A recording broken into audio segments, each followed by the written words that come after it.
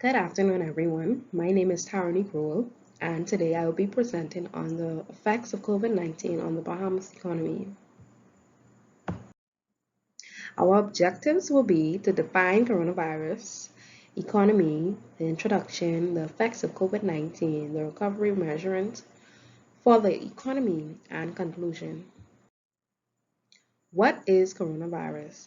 Well, COVID-19 is a transferable disease produced by strains of coronavirus. It is a type of virus recognized to affect respiratory infections in people.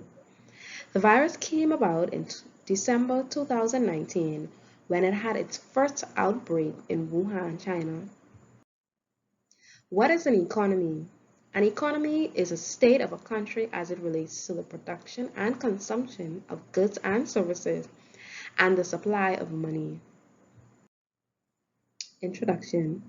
The Bahamas has been negatively affected by this contagious, dangerous, and deadly virus that has not only taken the lives of many both globally and nationally. The Bahamas economy has tremendously been tarnished as a result of coronavirus. The government implemented some regulations to help revive our economy. The effects of coronavirus: unemployment, loss of businesses, national and international businesses as it relates to the tourism industry, very little cash flow in the various business market and economy, significant decrease in revenue growth. The curfew policies generated significant reduction in economic activities.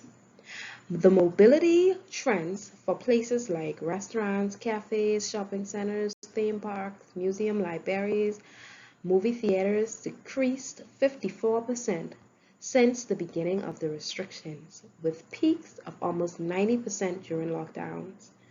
The mobility trends for places like public transport hubs decreased by 74%, while trends for places of work decreased by 34%. These numbers show that restrictions had a high compliance rate, which as a consequence will impact consumption. Economic recovery. The government has implemented unemployment and social assistance measures for unemployment workers and poor households. Financial support for businesses, including business tax deferrals and credits, and business continuity loans and payroll grants. After a month and a half of curfew, the periodical lockdowns on April 25th, the government published a reopening plan consisting of 5 phases. The government has also implemented new travel restrictions to welcome guests back to our shores. The government has also opened many sectors of the economy as well as business establishments. The government has also designed a range of stimulus programs to support affected businesses and workers. In conclusion, due to the COVID-19 pandemic, the Bahamas is facing greater danger in the economy than in the health scenario. While the COVID-19 cases and death tolls seem under control, in large part due to the fast actions taken by the government, the impact on tourism is threatening the country with increasing unemployment and rising poverty.